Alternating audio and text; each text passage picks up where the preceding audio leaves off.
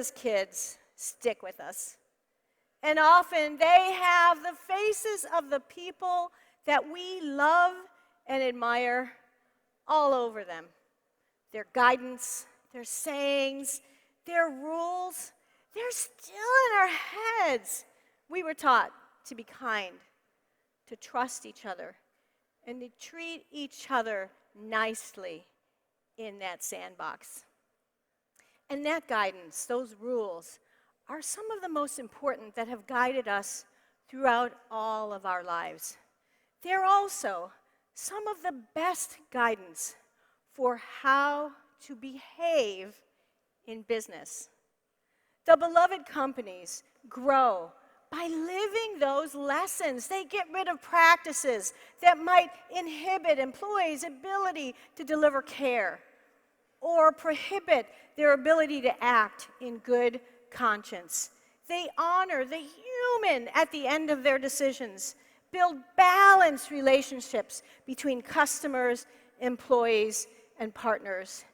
After Indra Nooyi was named the CEO of PepsiCo, she went back to India to visit her mother. And her mother said, Indra, wear something nice, which she did, come into my home and sit on the couch, which she did. And what was interesting was a whole line of people came into the home of Indra's mom, and of course, they acknowledged Indra. But then they went right to her mother and congratulated her for raising a daughter who would become CEO. Now, what was interesting for Nooyi, here she is, she just became the CEO of PepsiCo. She was reflecting on it and thought, that makes perfect sense because it was my dad and my mom and the values they instilled at me that enabled me to be the kind of leader that I am. And so, after that day, she began to do something that she thought she owed the parents of her key executives. She handwrites a letter to the moms and dads of each of her top leaders saying, thank you for the gift of your child to the company. Thank you for instilling who they are to let us become who we can become.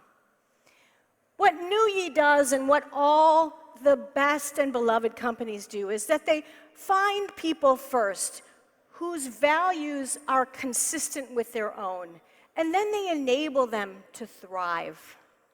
And what's important about this is that as technology is becoming a bigger and bigger part of our lives, what's important is to level out the purpose of technology, which is to enable care, enable people to do the right thing, to raise, but it takes starting with that life to know when to wire the technology in.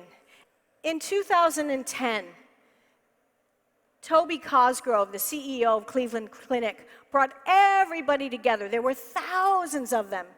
And he said to his entire team, people respect how we deliver, how good we are technically at what we do in healthcare, but they don't like us very much. And so what they did were 3 key actions back then, and that's really the purpose of this book for me as a gift to you, is that there are simple things that we can do. And I'm going to walk you through those 3 things that moved them to this high love rating from patients and families, and also being ranked number 2 by U.S. News and World Report. Number 1, they created a very simple no passing rule.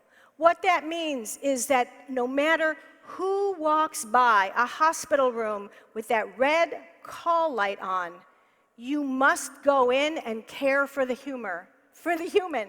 You must go in and care for the human. It doesn't matter if you're a florist or a tech or whatever your job is, you are given permission to stop and take care of the life. Number 2, prior to this, only doctors, ironically, in healthcare were called caregivers.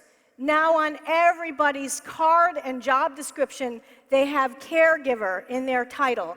This again raises people's level and gives them permission. If you're delivering flowers and you see that somebody's pillows are rumpled, take the time. You will be celebrated for it.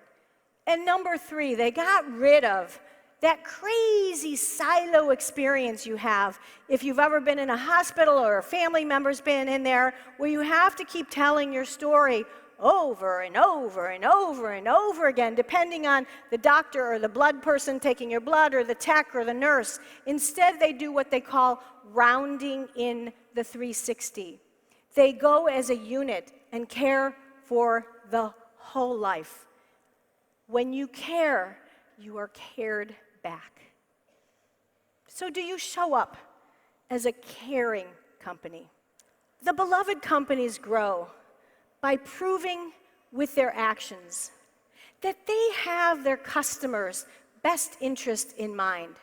Now, companies only achieve this when their leaders and organization realize the paradoxical reality that to achieve your goal, you need to first enable your customers to achieve their own. Our responsibility really is simple. It's to improve lives. We're all dealt life, and we get to choose if we're going to be a giver or a taker. Leadership bravery in business breeds givers. Peoples whose personal behavior earns admiration, human and financial prosperity, and yes, growth. How we choose to correct something that goes wrong, how steadfast we are in delivering the goods, ensuring quality, and giving our people what they need sends a signal to our customers, to our employees, and to the marketplace about who we are and what we value. So choose. Choose to enable employees to bring the best version of themselves to work. Choose to get rid of the soapy moments that make us crazy. Choose to start with the life. Choose to create a balanced relationship between your customers and your employees and partners where both sides win. To aid you along in this quest, you might think and ask yourself, would you do that to your mother? Thanks, everybody!